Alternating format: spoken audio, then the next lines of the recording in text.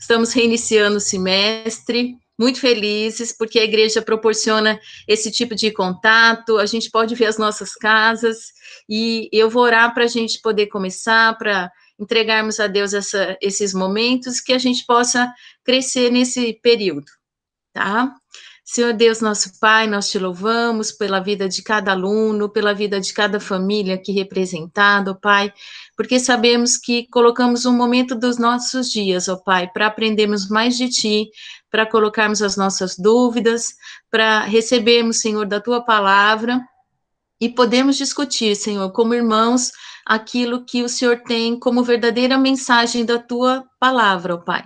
Te louvamos porque o Senhor tem nos preservado até aqui, nos dado saúde, cuida da nossa família, dos nossos queridos, das pessoas que são de risco, Senhor, que estejam sob a Tua preciosa mão.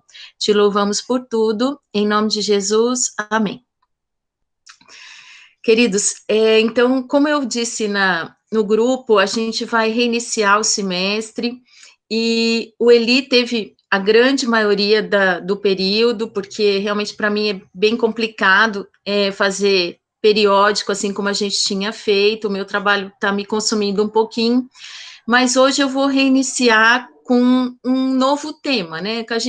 Eu falei sobre Deus Pai no primeiro semestre, as poucas aulas que eu fiz foi sobre Deus Pai, e agora a gente vai conversar sobre Jesus Cristo, Filho de Deus. Eu gostaria que, quando vocês quisessem participar, ficassem bem à vontade, abrissem os microfones, levantassem a mão, ou simplesmente pedissem para participar, enquanto a gente vai conversando. A segunda parte, então, do meu tema, ela aborda Jesus Cristo como segunda pessoa da Trindade, e a gente vai conversar sobre algumas características do Filho de Deus, sobre Jesus Cristo. E quando eu tive levantando essas perguntas sobre o livro do Sproul, eu vi que ele já começa falando sobre Jesus Cristo, o homem encarnado, né? Mas que ele tem algumas características que a gente vai ter que conversar. E a primeira é que a gente, na nossa fé, a gente acredita soberanamente na Trindade. Então, antes de mais nada, Cristo, o Filho, estava presente desde o início dos tempos. Nós cremos que Jesus Cristo, como Pai, Filho e Espírito Santo, estiveram desde a formação do mundo. Então, isso já vem pela nossa fé. Então, muito do que a gente vai conversar sobre a natureza de Jesus Cristo, sobre as características de Jesus, eles vêm basicamente da fé que nós temos nesse conceito de Trindade, tá? E quando eu penso em Trindade, aí a gente já começa a ter algumas provocações, né, do mundo, algumas provocações de situações de divergência. Mas uma situação que eu tive há muitos anos atrás, com o reverendo Carlos na classe de catecúmenos, sobre a Trindade, me chamou muito a atenção quando ele expôs o conceito dele sobre a Trindade, um exemplo para a gente tentar contextualizar. Ele trouxe a Trindade como as formas da água. Então, Deus Pai como sendo a água líquida, então que permeia todos os sistemas, um fluido.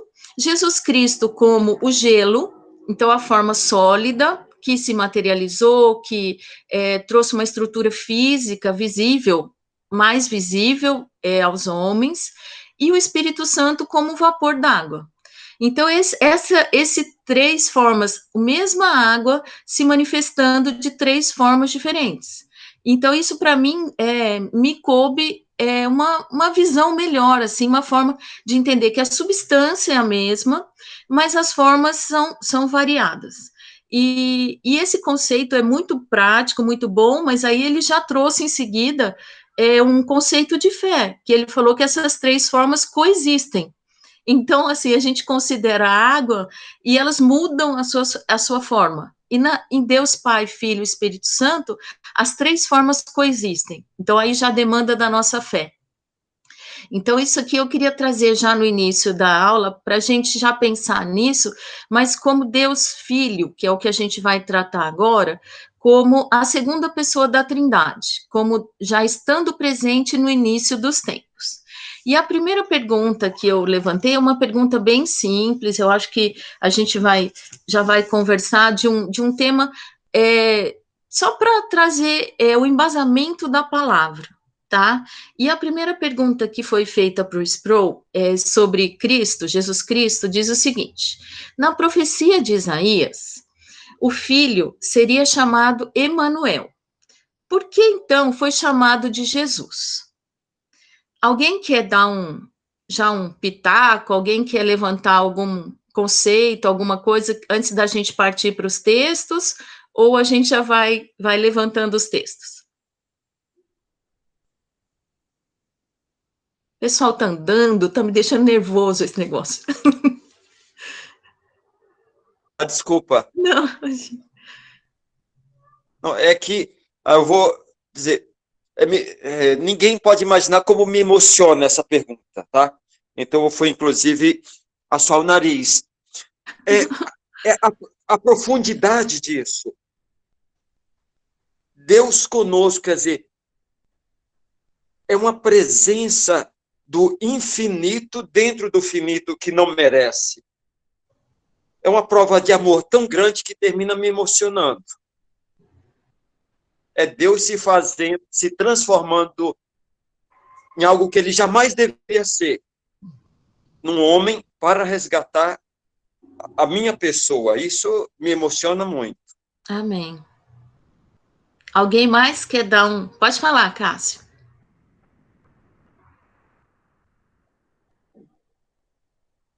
Deixa eu abrir aqui. Complementando o nosso irmão, né? A questão do Emanuel, né? Foi um nome característico dado a Jesus pela profecia de Isaías, né? Demonstrando mais a questão da missão dele entre os homens, né? A missão de ele se fazer, né, encarnado como um homem e trazer essa missão dentro do nosso meio, né, no meio da humanidade, né, como mesmo com a natureza divina dele no meio da humanidade. Isso, amém. Vamos ler então em Isaías 7,14, a profecia então dada por Isaías a respeito do nome, então o nome de Jesus. Isaías 7,14. Enquanto vocês vão abrindo, já ia pedir para deixar abertos nessa página de Isaías, que a gente vai continuar conversando sobre esse tema. Isaías 7,14, então, diz o seguinte: portanto, o Senhor mesmo vos dará um sinal. Eis que a Virgem conceberá e dará à luz a um filho, e lhe chamará Emanuel. Emanuel, então, foi um nome que foi na profecia de Isaías. Esse texto é um texto clássico, então, já de referência, assim, muitos anos antes de Jesus vir à Terra, vir ao mundo, e Isaías já profetizou sobre isso. E o Sproul, ele começa respondendo que isso já é muitas vezes usado por pessoas para dizer que a Bíblia já se contradiz, né? Para dizer que a Bíblia, numa profecia anterior, diz que o nome seria Emanuel e que depois, na verdade, ele se chamou Jesus. Mas o próprio Isaías, ele completa sobre o nome de Jesus no capítulo 9. Então, eu gostaria, se alguém tem aberto aí, Isaías 9:6, sobre ainda o nome de Jesus.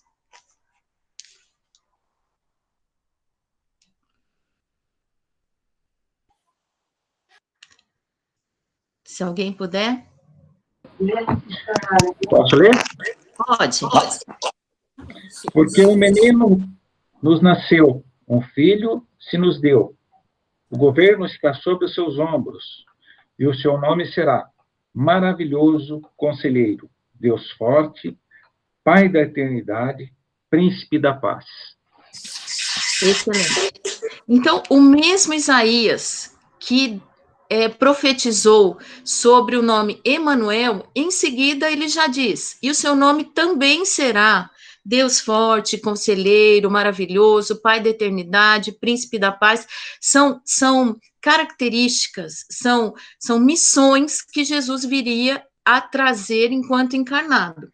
Então, o que a gente vê, quando o anjo diz a Maria que o seu nome seria Jesus, ele também remeteu a esse fato da promessa, da profecia de Isaías. Então, vamos trazer o texto, então, de Mateus, onde o anjo diz qual deveria ser o nome. Então, em Mateus 1, 21 a 23.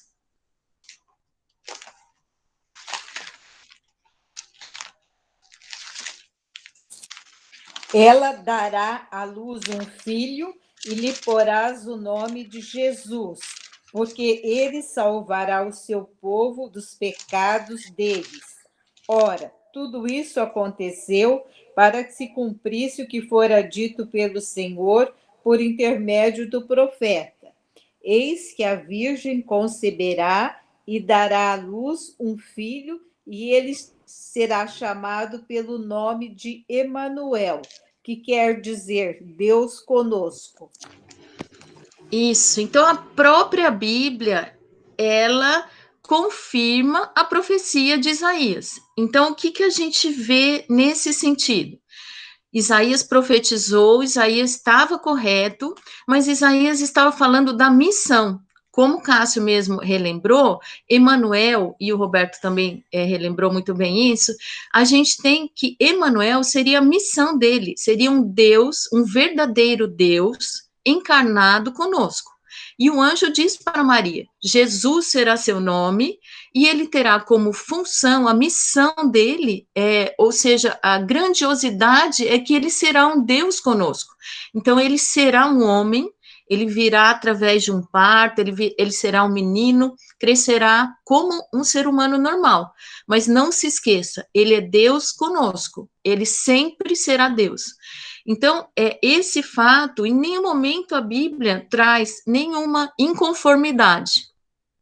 Em nenhum momento a Bíblia traz alguma incongruência nesse sentido.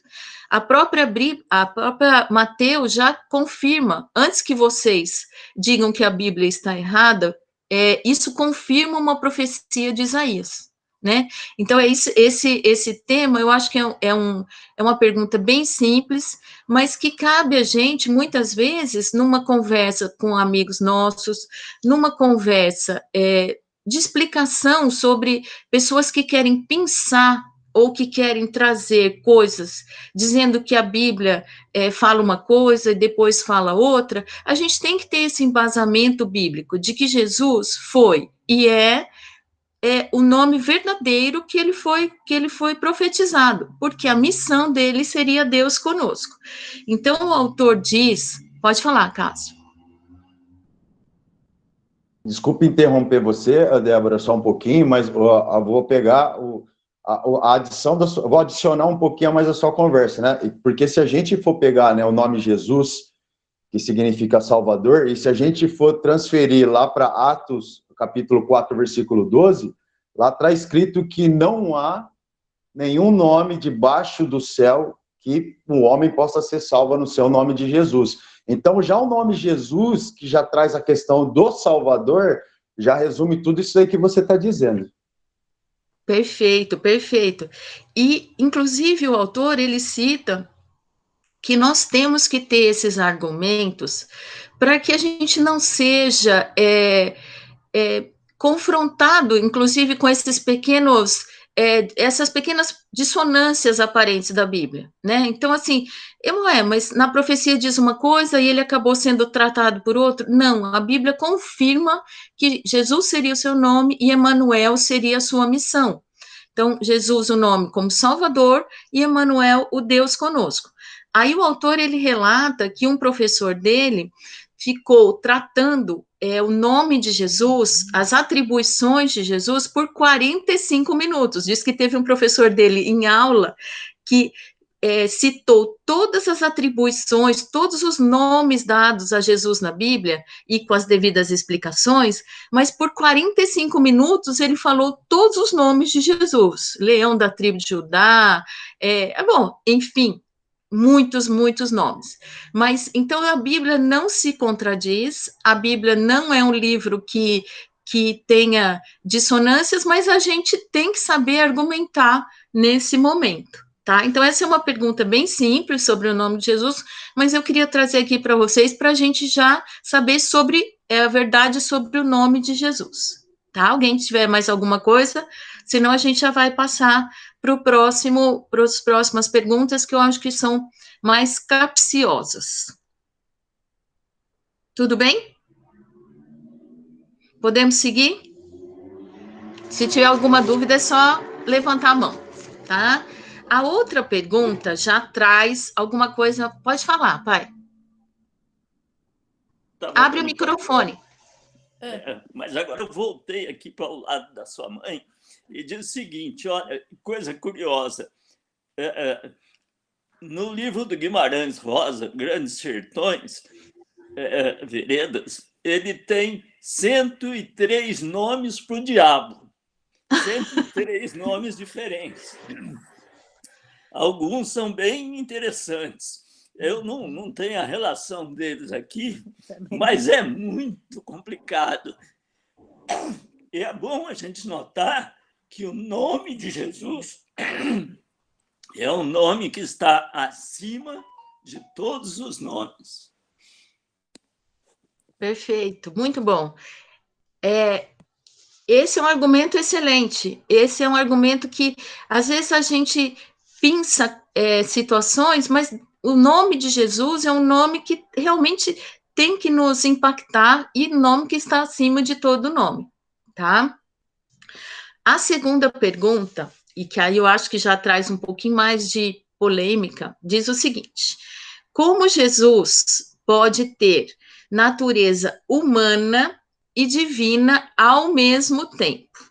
Então, aqui já estamos falando sobre a encarnação de Jesus. Como que Jesus Cristo pode ter, ao mesmo tempo, uma natureza humana e divina, totalmente humana e totalmente divina?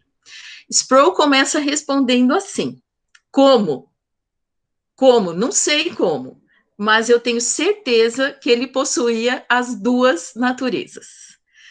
Então, assim, já começa desse princípio de fé, tá? Então, aqui a gente vai, quando a gente for argumentar, quando a gente for levar essa palavra para algum amigo nosso, a gente já vai contar que existe um componente da graça, um componente de fé nessa situação, tá?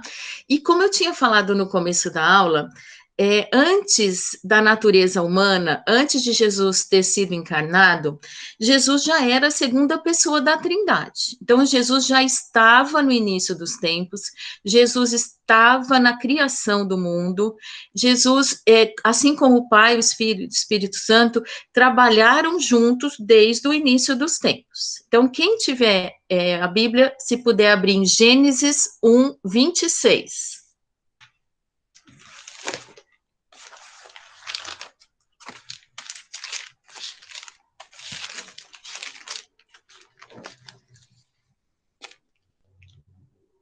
Se quiser, eu mesmo vou lendo, para a gente não, enquanto vocês vão abrindo. Também disse Deus: façamos o homem à nossa imagem, conforme a nossa semelhança. Tenha ele domínio sobre os peixes do mar, sobre as aves do céu, sobre os animais domésticos, sobre toda a terra e sobre todos os répteis que rastejam sobre a terra. Então, aqui a palavra de Deus é muito clara: façamos o homem à imagem e semelhança. Deus trino, falando e explicando que a Trindade já estava presente naquele momento. Eu tive rememorando esse texto, façamos o homem à imagem e semelhança, e até então, Deus, na criação do mundo, seja bem-vindo, Deus tinha dito: haja luz e houve luz, faça-se o sol, a lua, as estrelas, tudo Deus falou e tudo foi feito, tá? Então, até então, a terra, os animais, os seres viventes, tudo isso Deus disse e houve. Deus disse e houve. Quando chegou na criação do homem, Deus disse: façamos o homem à nossa imagem e semelhança. Eu acho que ele já pensou o seguinte: o homem vai dar trabalho. Jesus, Espírito Santo, chega perto aqui, que essa fase é mais complicada do que o normal. Chega junto aqui, vamos trabalhar junto, porque é complicado. Tá? É uma coisa que eu tô tirando uma conclusão minha, brincando com isso, mas eu levantei isso e falei, nossa, agora ele chamou todo mundo, vamos junto, porque esse bichinho vai dar trabalho. Então, assim, façamos o homem, o Deus Trino se juntou para nos formar, e que graça, que glória a gente tem nisso, de poder saber que eles trabalharam em nosso favor, tá? Mas o que eu queria trazer é que Jesus já estava na fundação do mundo. Vamos ler também João 1, de 1 a 3? Não João é o Evangelho de João.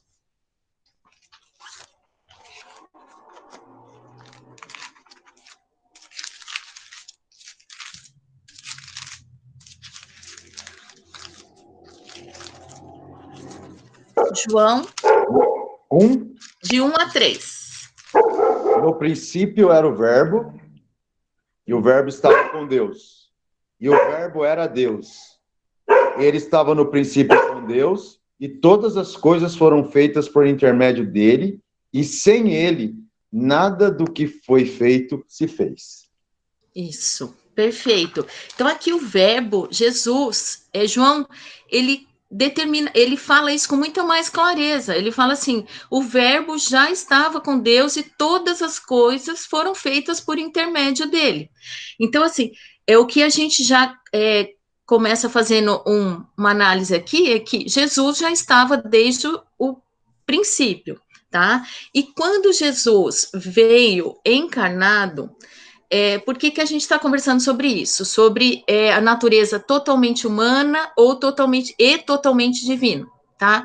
Porque em nenhum momento a Bíblia fala que Jesus deixou ou trocou essa natureza divina pela natureza humana, tá? Em nenhum momento houve uma substituição de naturezas. Jesus somou a natureza humana à natureza divina, e isso é sobrenatural. Tá? Isso é uma coisa que a gente acredita pela nossa fé, tá?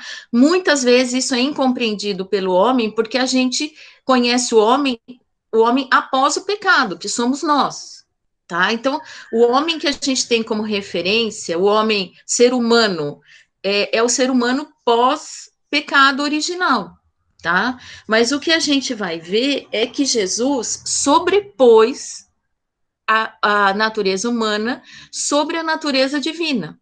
Nenhum momento ele deificou a humanidade, nem humanizou a divindade, tá? Então, assim, não foi uma troca de valores, não foi uma troca ou substituição de elementos, tá? Pela graça, nós entendemos que ele foi totalmente homem e totalmente Deus, tá? O autor, ele coloca um parâmetro que é muito interessante para a gente conversar, que está em 1 Coríntios 15, 45 a 47. 1 Coríntios 15, 45 a 47. Se alguém tiver a Bíblia aberta aí.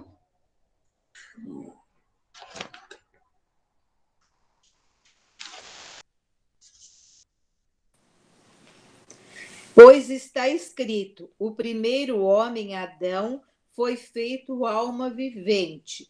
O último Adão, porém, é espírito vivificante. Só esse? Não, 45 a 47.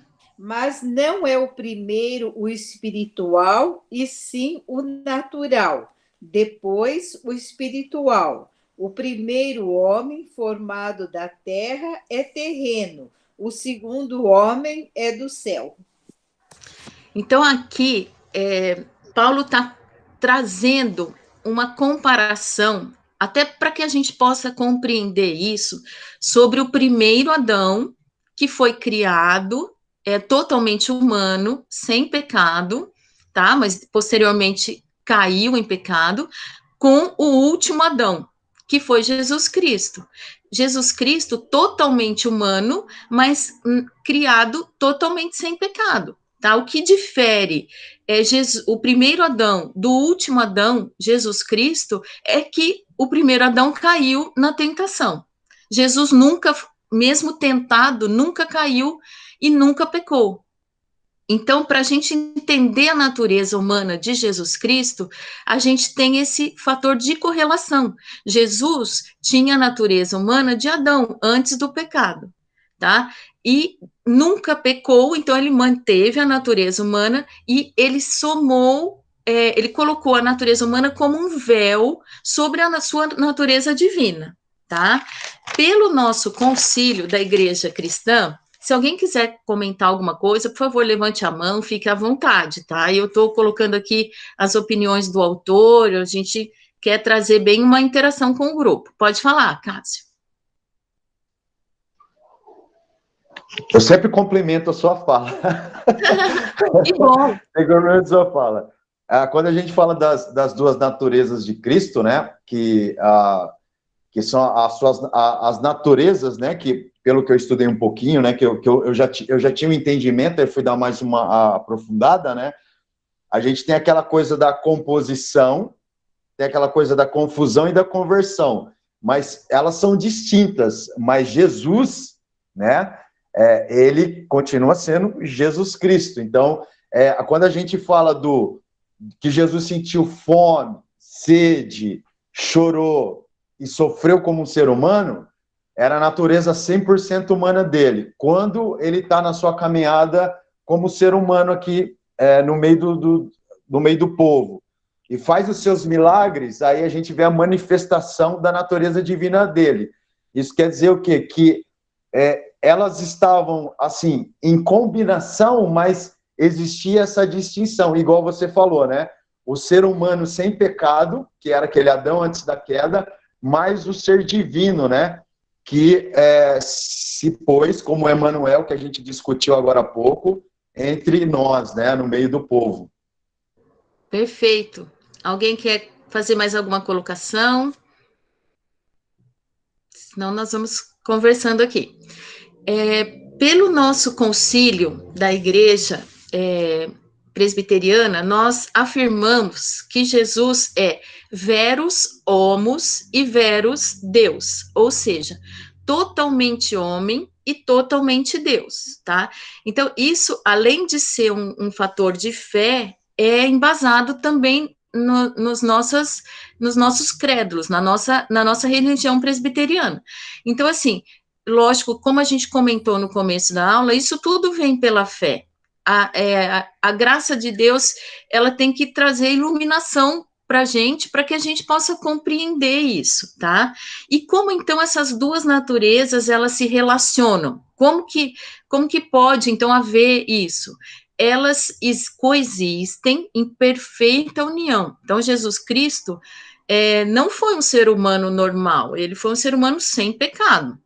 Mas, como o Cássio disse, ele teve todos os sentimentos, ele teve todas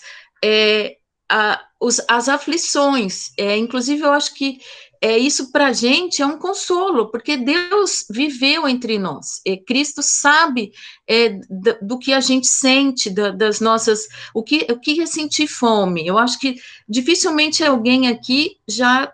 Não sei se alguém passou por essa triste experiência, mas Jesus teve fome, Jesus foi tentado após 40 dias de jejum. Então, assim, ele sabe muitas vezes como o diabo, sob a nossa natureza humana, ele atua.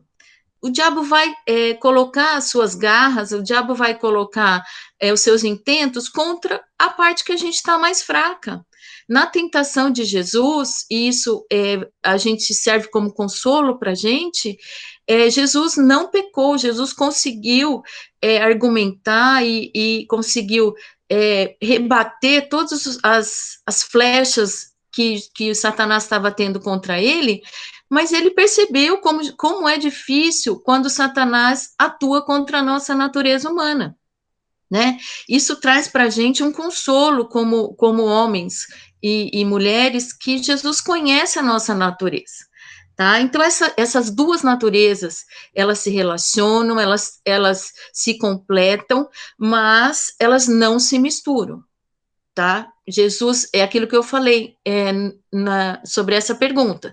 Em nenhum momento Jesus tornou o homem Deus e nem ele humanizou a figura de Deus. São coisas distintas, tá? Pode falar, Roberto. Pode falar, Roberto. Aí só prova o poder total que ele tem e, ao mesmo tempo, uma segurança que ele nos dá, porque ele não deixou nenhuma falha. Ele se tornou totalmente homem e é totalmente Deus. E eu jamais poderia confiar ou entregar minha vida a um Deus que tivesse falhas, né? Então, esse gesto dele nos dá uma segurança muito grande. Claro. Se alguém quiser mais participar, fica à vontade. Bom, continuando então. O que a gente vê é que Jesus tomou a forma de homem, né? Ele se apresentou em figura humana, a Bíblia fala várias vezes isso, mas nunca foi um homem pecador. Então, assim, a diferença sublime, né? A diferença suprema em relação ao homem pós-pecado é que nós já nascemos pecadores. E Jesus nunca pecou, né? Nasceu do Espírito Santo e conservou em ausência de pecado, tá? Então, para fechar isso, as duas naturezas são plenas, coexistem, mas não se misturam, tá? Jesus totalmente homem e totalmente Deus, sem pecado. Pode falar, Cássio. E na teologia, né, eles costumam chamar é uma questão hipostática, né? Que é igual você falou lá, que está lá no texto do Sproul lá, né? Versus homos e verus homos e verus Deus, né? Que é uma combinação hipostática, né? Eles são distintos, mas eles são completamente, nas suas duas naturezas, são completas, suas naturezas são completas. Perfeito, perfeito. Alguém tem mais algum à parte? Alguém quer falar sobre essa dualidade e complementaridade aí? É tão difícil da gente tentar entender, mas são duas situações totais e ao mesmo tempo. Se alguém quiser participar, levanta a mão, pode falar, papai.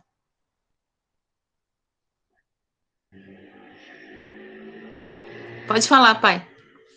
Essa questão de Cristo Deus e Cristo homem, ela trouxe ao longo da história, para nós isso daí é uma coisa mais ou menos natural, porque nós já admitimos isso pela fé, nós aceitamos isso, a Bíblia diz isso, mas ao longo da história ela deu muita confusão, quer dizer, principalmente na Idade Média, inclusive no interior da própria Igreja Católica, havia grupos de pessoas de pensadores, de teólogos, que não aceitavam a doutrina da Trindade, seja porque não admitia que Cristo era Deus, ou seja porque eles diziam, como pode ser três em um só?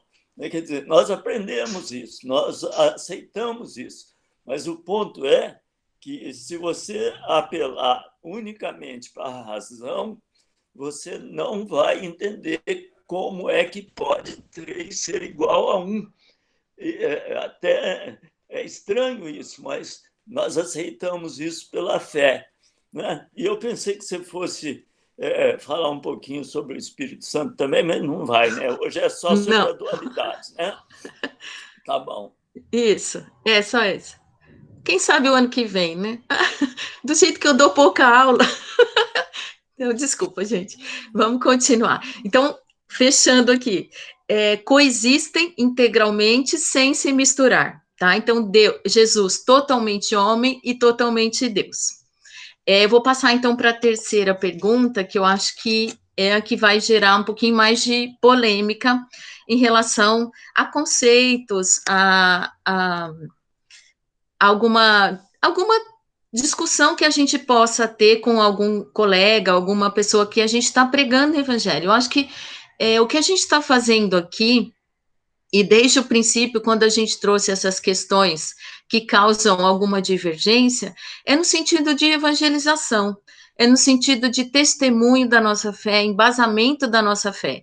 Ninguém aqui quer causar confusão ou trazer mais dúvida, não, a gente quer levantar, é um momento da gente trazer as nossas dúvidas mesmo, para que na evangelização a gente tenha algum argumento, a gente saiba o que a nossa igreja acredita e por que a gente tem aquele conceito, tá?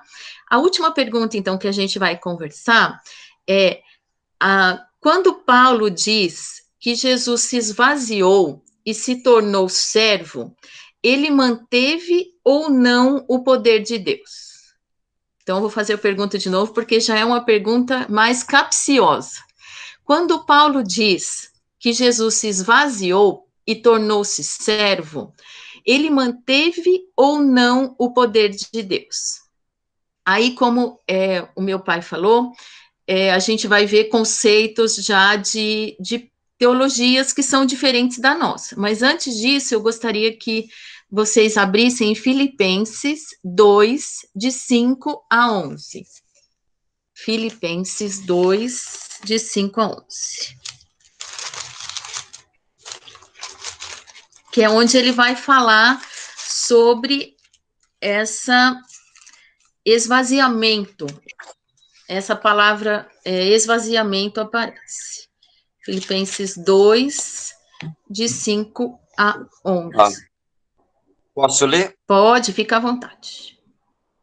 De sorte que haja em vós o mesmo sentimento que houve também em Cristo Jesus, que, sendo em forma de Deus, não teve por usurpação ser igual a Deus, mas esvaziou-se a si mesmo, tomando a forma de servo, fazendo-se semelhante aos homens. E, achado na forma de homem, humilhou-se a si mesmo, sendo obediente até a morte, e morte de cruz. Por isso também Deus o exaltou soberanamente, e lhe deu um nome que é sobre todo o nome, para que ao nome de Jesus se dobre todo o joelho dos que estão nos céus e na terra, e debaixo da terra, e toda a língua confesse que Jesus Cristo é o Senhor, para a glória de Deus Pai. Isso. Esse texto, então, é que fala sobre antes a si mesmo se esvaziou, assumindo a forma de servo. A palavra esvaziar vem do grego kenosis, tá? Que keno é vazio, e foi traduzido, então, no português para esvaziamento. E a questão aqui que o Sproul coloca para a gente refletir afinal, então, do que Jesus se esvaziou, o que ele deixou quando ele assumiu a forma humana? Menos o Cássio, que já leu no livro, que já estudou esse texto, eu queria que mais alguém que não tenha cola pudesse dar o seu palpite do que foi que Jesus se esvaziou, porque o Cássio é meu colega aqui, ele já tem o livro e vai falar antes dos outros. Alguém tem alguma sugestão? O que ele esvaziou quando ele se tornou humano? Olha, já que o Cássio não me passou cola antes da aula, eu entendo o seguinte, quando ele se esvaziou, ele se tornou totalmente homem. Primeiro, para que pudéssemos saber desse amor, mas ao mesmo tempo, ele não deixou de ser Deus, ele não fez uso do poder de Deus, da soberania de Deus. Foi um gesto de humilhação, se tornando totalmente homem, sem, entretanto, deixar de ser Deus. Ele apenas não fez uso do seu poder como Deus. É o entendimento que eu tenho. Mas que vou aprender com o Cássio. Joia, alguém mais quer dar uma opinião sobre o que ele deixou para trás, do que ele se esvaziou? Será que ele já não era mais Deus? Como é que vocês entendem esse esvaziamento de Cristo?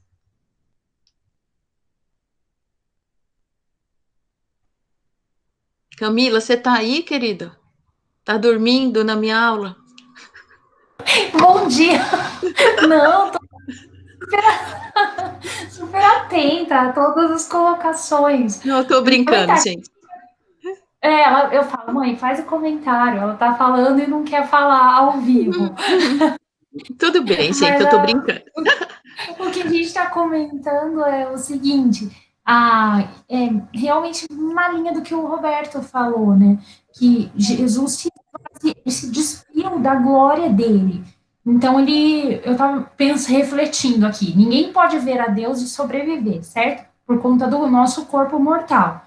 Então, realmente, ele se despiu da glória dele, porque e se fez humilde, obediente, para poder estar junto com a gente, para cumprir a missão dele, de Emanuel, Deus conosco. Então, ele não, acho que não poderia fazer isso, porque a gente não sobreviveria se ele tivesse cheio da glória. Então, ele se despiu da glória, habitou entre nós, cheio de graça, de verdade, o Verbo se fez carne, e ressuscitou, foi para junto do Pai. E ontem, quando a gente refletia sobre as perguntas que foram mandadas, a gente também estava pensando que ele... como é que a gente tinha falado da questão do... como é que foi? Do Verbo que se fez carne? Esqueci o que eu ia falar. Bom, é isso. Porque, Tá ótimo, Camila, obrigada, viu? Desculpa te acordar. Imagina! Tô brincando. Sua aula é excelente, de modo algum, eu tava dormindo. Não, gente, desculpa, eu tava brincando, mas é que é muito gostoso você ouvir a participação e a experiência de cada pessoa e ouvir a voz. A gente está tão longe um do outro e de vez em quando eu brinco. Quem tiver a fim de participar, por favor, né? Desculpa quando a gente faz esse tipo de brincadeira. Mas eu queria trazer como foi dito, esse tema esvaziamento, no passado, entre alguns teólogos, causou alguma confusão mesmo, porque algumas linhas, existe até uma teologia do kenosis, que é a teologia do esvaziamento, que alguns teólogos dizem que quando Jesus veio ao mundo, ele deixou a onisciência e a onipotência de Deus. Então, enquanto forma humana, eles acreditavam, eles levavam essa mensagem de que ele não teria o saber de todas as coisas, o conhecimento de todas as coisas, e nem a onipotência de Deus enquanto filho. Mas isso é totalmente contra o que a gente acredita, e isso não tem nenhum embasamento no que a gente acredita, porque senão o universo e tudo seria cancelado. Quando eles acreditam que Jesus perdeu a onipotência e a onisciência, eles desacreditam, então, que Jesus foi verdadeiramente Deus. Eles cancelam a divindade de Cristo enquanto estava na Terra. Tá? Então, essa teologia não tem fundamento na nossa doutrina. Então, quando... Pode falar, Cássia. Agora pode. Posso, né? Muito bem. Só um minutinho. Então, uma vez eu ouvi uma coisa muito interessante, né, de um teólogo, não vou lembrar o nome, né, um teólogo reformado, que ele fez a seguinte pergunta sobre essa questão do esvaziamento, né? Uma bola, quando ela está cheia de ar. Quando ela se esvazia, ela deixa de ser bola? É verdade. É verdade. Não, com certeza. É um princípio que a gente que tem fé, a gente simplesmente não consegue entender esse tipo de argumento, que Jesus deixou de ser onisciente, onipotente, que Jesus deixou de ser Deus enquanto figura humana. Não. Isso é um conceito muito embasado na Bíblia, e a gente acredita fielmente nisso, tá? E o autor, ele diz que Paulo, em nenhum momento ele diz que Jesus se esvaziou de alguma coisa. No contexto que a gente está vendo aqui em Filipenses, o texto que a gente leu, ele diz que Jesus se humilhou, ele deixou as suas prerrogativas como supremo Deus, como Deus de toda glória, ele deixou o céu e toda a sua glória, todos os seus privilégios, para se tornar em figura humana, para cumprir a missão enquanto filho, tá? Então, o esvaziamento foi, como a Camila falou, como todo mundo falou, foi da sua glória, foi de toda a glória que ele tinha, porque ele não poderia se manifestar com toda essa glória.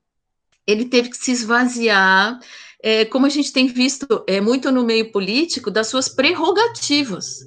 Jesus tinha uma prerrogativa infinita, ele não precisava passar por isso. E ele deixou essa prerrogativa para se humilhando, se tornar homem como nós. Tá? Então, Deus se tornou homem, como o texto mesmo já diz, para cumprir uma missão. Então, a única coisa que ele deixou foi deixar a sua glória. Ele deixou o céu e deixou tudo aquele conforto, né? A gente, como ser humano, a gente pensa em conforto. Aquele bem-estar, toda aquela paz que ele tinha no estado enquanto formador, enquanto Deus, para se tornar humano, para sofrer dor, para sofrer fome, para ter as mesmas agruras que a gente tem, né? Então, assim, o que ele abandonou foram as suas prerrogativas, a sua glória para se tornar homem. Tudo isso em função da obediência ao plano de Deus, tá? Para a gente poder tentar entender isso, na transfiguração, quando ele estava com os apóstolos e ele se transfigurou, ele mostrou que ele realmente tinha aquela divindade enquanto ser humano. Vamos ler em Mateus 17, desculpa, Mateus 17, de 1 a 9. Quem achou?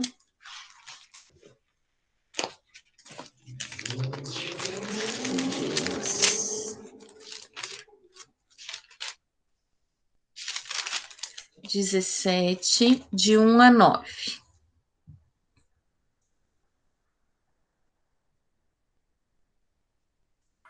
Vou ler, então.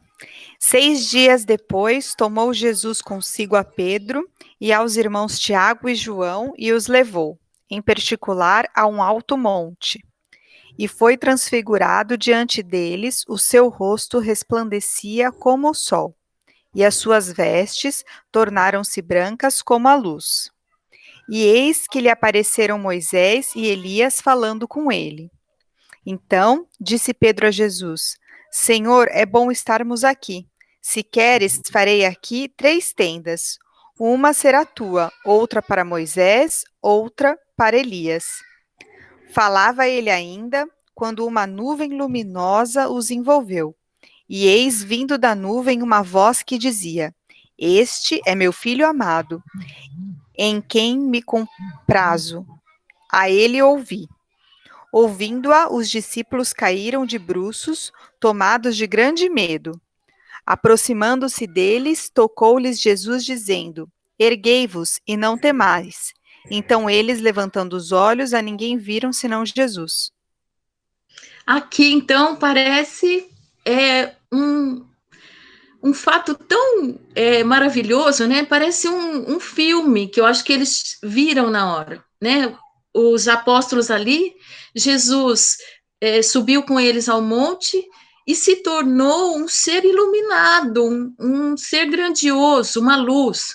E, de repente, Deus do céu diz: Este é o meu filho amado em quem me comprazo. Imagina a emoção desses apóstolos. Eu acho que de bruço não, eu acho que eles tiveram uma convulsão. É que eles não souberam relatar aqui. Mas é magnífico demais. A gente fica imaginando isso numa novela ou num exemplo, assim, numa exemplificação, que isso é muito maravilhoso. E eu acho que esse texto foi inserido aqui para dizer que Jesus era Deus, sim. Ele se humilhou, ele se tornou humano, mas ele podia, e ele era capaz de se tornar Deus quando ele quisesse, assim, em espírito. Então, assim, eu acho que esses foram os testemunhos visíveis, né? Pedro, Tiago e João foram as pessoas que testemunharam, mas a Bíblia traz isso para a gente até hoje. A Bíblia traz, nós somos testemunhas posteriores disso. de que Jesus era capaz de se fazer uma luz, se fazer um ser invisível também com a majestade e a gloriosidade de Deus. Então, assim, a Bíblia, eu acho que ela relata isso para que a gente confirme que Jesus se esvaziou, sim, Jesus se tornou homem, abriu mão da sua glória, abriu mão dos seus privilégios, mas ele era, sim, onipotente, onisciente, onipresente, ele era Deus, totalmente Deus, enquanto figura humana também, tá? Então, o autor conclui aqui que diz que a Bíblia diz que Jesus realmente se esvaziou. Isso quer dizer, ele deixou a sua glória. A palavra específica aqui, ele deixou a sua glória para se submeter, como o texto de Filipenses diz, para que ele cumprisse uma missão que Deus deu para ele. Então, para que ele assumisse a forma de servo em obediência a Deus. Pode falar, pai. Pode falar, pai. Recentemente, houve um desembargador que lá na Praia de Santos desrespeitou o guarda que tentava multá-lo porque ele não tinha máscara. Aliás, na verdade, máscara ele tinha. Ele não tinha aquele paninho que cobre o rosto assim. Mas o desembargador, ele não conseguiu se esvaziar da sua autoridade, da sua prerrogativa, da sua função que ele exercia lá no gabinete dele, ou no Palácio da Justiça, sei lá onde. O desembargador, ele manteve, quer dizer, ele não soube se transformar num cidadão comum. E Jesus Cristo fez isso. É claro que ele não era um cidadão comum, mas ele procurava viver como um cidadão comum. A gente não pode dizer que ele era totalmente um cidadão comum, porque mesmo como homem, no meio da multidão, ele fez milagres, enfim. Mas o ponto importante é que as pessoas, às vezes, não conseguem se esvaziar da sua onipotência, da sua sabedoria, né? Não consegue se esvaziar. No ambiente universitário, isso é muito comum. Quer dizer, pessoas que são quase Deus, ou às vezes estão acima de Deus. Perfeito, pode falar, Cássio. Agora é hora do debate, gente. Está aberto aí ao público. Complementando, né, também do irmão Patrocínio, né, com muita sabedoria, as palavras dele, né, é somente um Deus pode se esvaziar de si, né, porque nós, como seres humanos, pelas nossas falhas, a gente tem essa impossibilidade, mesmo estando pela essa cobertura, né, a gente sendo, né, o Espírito Santo habitando sobre nós, muitas vezes a gente a gente tem atitudes arrogantes. Isso daí mostra que, infelizmente, nós não temos essa capacidade de esvaziamento. Então, a gente tem que aprender muito com Jesus. Mesmo se a gente não tem essa capacidade de 100%, porque só Deus tem essa capacidade, porque isso daí, corroborando com a pregação de hoje, esse é um amor sacrificial de Cristo, esse esvaziamento. Nós, seres humanos, nós deveríamos refletir sobre esse amor sacrificial e também ter a humildade de, às vezes, claro, com as nossas deficiências, também se esvaziar de si. Não como um Deus, porque só Deus, com a sua plenitude, com o seu amor, né, de toda a perfeição que ele tem, ele é capaz de fazer isso. Se sacrificar com amor, se esvaziando da sua glória e se colocar no nosso lugar como pessoas limitadas e pecadoras, para entender como que nós dependemos muito dele para poder seguir a nossa vida em frente aqui nesse plano, né, que ele colocou a gente, e também para se encaminhar para a vida eterna juntamente com Cristo. Isso. Amém. Débora, eu lembrei o que minha mãe e eu estávamos falando ontem à noite.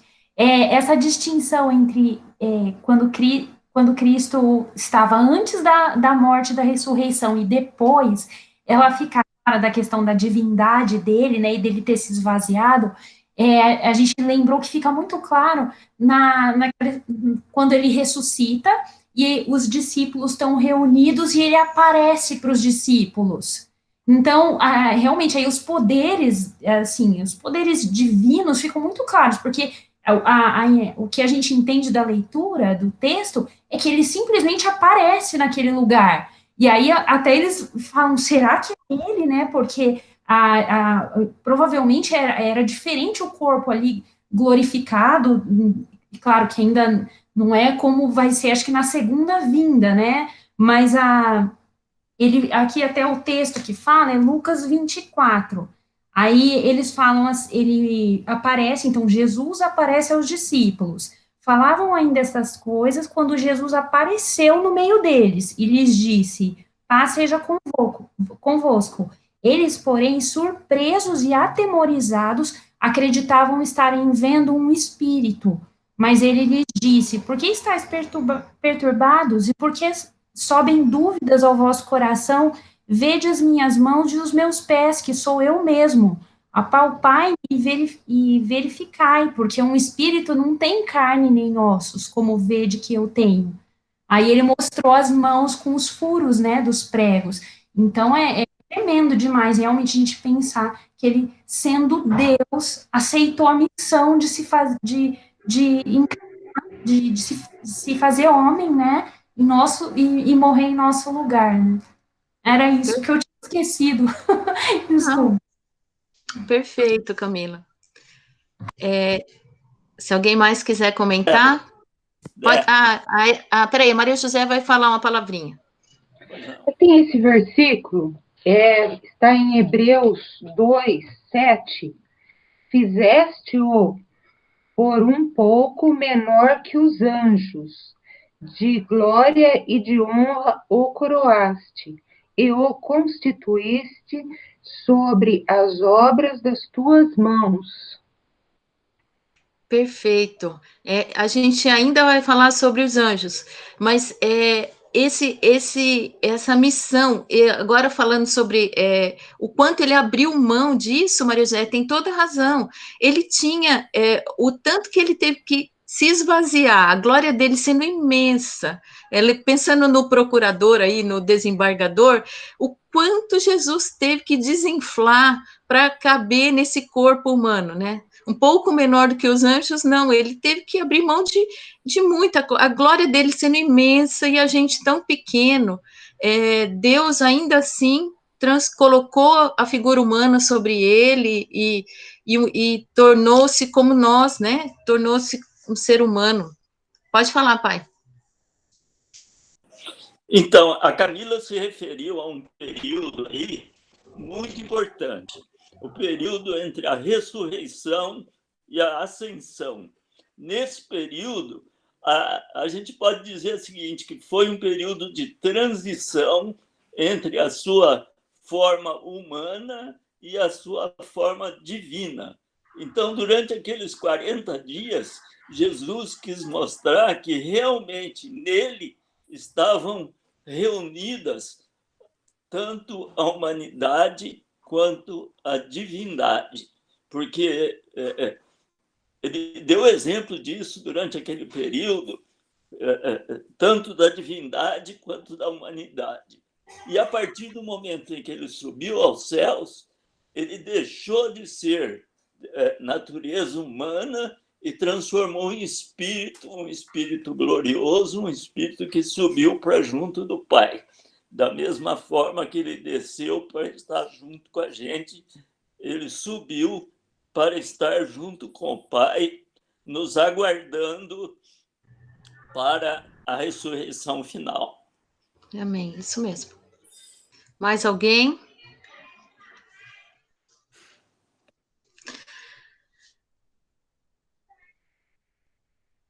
Bom, queridos, eu só esqueci de me justificar no começo, o Eli hoje não pôde participar, porque ele teve um compromisso familiar, tá? Então, ele pediu para eu fazer essa aula, mas ele nem está presente porque ele teve um compromisso da família dele. Então, nós agradecemos, esse foi só o início, tá? Eu vou dar aulas espaçadas, mas eu pretendo falar sobre Jesus Cristo, o Filho, quando forem os meus dias de aula. Então, nós vamos voltar, o Eli vai fazendo perguntas mais salpicadas, mais do cotidiano nosso, e a gente vai remetendo, mas eu tenho certeza que vocês não vão esquecer essa linha de pensamento, a classe é muito boa, e a gente vai trazendo à memória essas situações sobre Jesus Cristo, Filho. Antes da gente encerrar, eu queria ver com vocês se tem alguém que tem algum pedido de oração, alguma coisa para agradecer. A gente tem tido pouco contato entre a gente, mas nós somos uma família cristã, e se alguém tiver algum pedido, a gente tem um visitante lá longe, que é amigo do Edir, a gente agradece muito, e outras pessoas estão acompanhando a nossa aula, então a gente agradece muito as pessoas, e se alguém tiver alguma coisa, depois nós vamos orar para terminar. Pode falar, Edir. Espero que o Edir vai dar uma palavra. Aqui. Débora, o visitante que está aí é o Mauro, aquele que estava com Covid. Graças a Deus. É meu irmão. A esposa dele, se estiver do lado, a gente pede para que ela esteja junto lá, tá? Esse é o filho, o Cristiano, que apareceu, né? E a gente agradece muito a Deus, momento de agradecimento pela melhora dele, e também agradecer a você pela atenção que você nos deu, nos acalmando, né? A gente estava todos muito preocupados, e você nos acalmou, dizendo que aquele medicamento estava tudo correto e que a gente devia esperar, né? E esperando em Deus o que você está vendo, né? Graças a Deus. Praticamente 95 já. Que bom. Thaís, vai com Deus. Alguém mais quer fazer algum agradecimento? Obrigado, Mauro, da sua presença, viu? Glória a Deus pela sua saúde.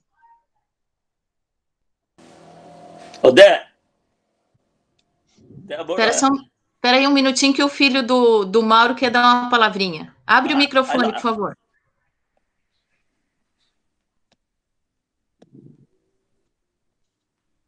Ele está apanhando a tecnologia. Não é isso, é que a bateria está acabando. É por isso. Mas eu gostaria de agradecer, doutora, o meu tio já tinha falado, mas o carinho e a atenção de você ter dado no nosso caso, né? Independente de religião ou não, mas o que importa é a gente fazer o bem, né? E, então, assim, eu agradecer de novo, novamente em nome do meu pai e da minha mãe, por você ter dado esse apoio, tanto indicado ao hospital, que realmente foi fundamental, e eu só tenho que agradecer mesmo, tá? Obrigado mesmo. Pode falar, pai. E a gente vai fazer uma visitinha para você aí, tá? Meus pais vão visitar você aí. Venha sim. Olha, assim vou ficar muito feliz. Assim que terminar aqui a quarentena, né? A gente vai marcar uma consulta aí com a senhora aí, tá bom? Joia. Pode falar. Eu gostei da senhora, né? Gostei da senhora. É isso aí, educação. Eu sou o pai da senhora. Muito bem. Gente, esse senhor é demais, né? Gente, tem uma coisa que me preocupa muito nesse momento em relação tanto às aulas como ao culto. São as pessoas que não têm essa tecnologia que permite o acesso a essas aulas e cultos e palestras, etc. Então, eu gostaria de pedir que a gente orasse para que essas pessoas procurassem, de alguma forma, manter a comunhão com a igreja. Desculpe a voz. É isso aí. Hoje nasceu a Sofia, neta do Dado. Para, Milu. Ok. Gente, eu vou orar porque as crianças estão fazendo uma bagunça e minha cachorra está dando... Quieta. Desculpa, gente, desculpa aí a bagunça. Mais alguém quer falar mais alguma coisa? Ou então eu ia pedir para o Cássio orar para a gente encerrar esse momento. Ok, vamos orar então.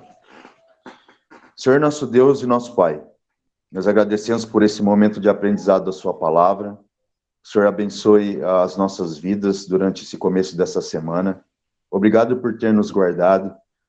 Pedimos perdão pelos nossos pecados, pelas nossas falhas. Obrigado, Senhor, pela comunhão dos irmãos aqui, mediante essa tecnologia que o Senhor está nos proporcionando. E gostaríamos também de colocar em oração a vida daqueles que não têm essa oportunidade de estar participando de aulas mediante a tecnologia. O Senhor também guarde a vida daquelas pessoas que foram infectadas por essa pandemia, Senhor. O Senhor nos guarde também, cuide da nossa saúde. O Senhor nos dê consciência para nós andarmos mediante as diretrizes das autoridades que o Senhor constituiu. E nós sabemos que o Senhor é soberano, o seu Espírito está em nós, e o Senhor nos ajuda a cada dia. O Senhor abençoe todos os irmãos da igreja, abençoe todas as pessoas que de alguma forma estão ouvindo a sua palavra em algum momento, Senhor, e aquelas pessoas também que estão em desespero, aqueles que nos perseguem, Senhor, os nossos governantes, os missionários, todas as pessoas que nós poderíamos colocar na disposição do nosso coração em oração, Senhor, pela sua misericórdia. Nós agradecemos por esse momento, pedimos mais uma vez perdão pelos nossos pecados. Em nome do Senhor e Salvador Jesus. Amém. Amém. Amém. Então, semana que vem o Eli está retomando, mas desde já nós já agradecemos, desculpe o horário aí, mas eu acho que o momento de gratidão, eu acho que acalenta muito os nossos corações. Nós temos tido a graça de receber vários retornos de pessoas que se recuperaram, que estiveram sob a mão de Deus, que a gente pode ajudar enquanto médicos, enquanto pessoas cristãs, mas só Deus é que tem a cura e a definição sobre os momentos. Às vezes a gente vê pessoas que não estão se recuperando bem e que isso sirva, às vezes, de motivação para mais oração. Então, a graça de Deus e o amor de Deus é quem cura as pessoas, e nós somos infinitamente gratos, porque pessoas próximas a nós têm tido boa resposta. Então, orar pela vida de cada um de vocês, pela família de vocês, que Deus os proteja, e se vocês precisarem de mim, eu estou por perto e eu quero continuar ajudando ou trazendo uma palavra para alguma dúvida de vocês. Eu acho que esse é o momento da gente formar uma boa corrente ou ajudar as pessoas enquanto a gente puder. E tem um versículo que, para mim, é muito importante, que se estiver ao seu alcance, você ajudar uma pessoa, e você puder fazer isso, que você tem empenho em realizá-lo. Esse é o meu mote. Eu quero muito, enquanto estiver ao meu alcance, e que Deus me dê atividade, poder ajudar, e quando eu não souber, eu vou dizer eu não sei, eu preciso ter essa sabedoria de atribuir, como foi no caso do Edir. Eu falei, olha, Edir, eu acho que é melhor ele procurar que um hospital a gente fica mais confortável se ele for num atendimento. Traz o retorno para mim, mas vamos mantendo esse contato. Então, que Deus nos ajude, boa semana a todos, tá? Desculpe pelo horário, e até semana que vem. Tchau. Tchau. Tchau, Débora. Obrigado, Débora. Tchau. Tchau. Bom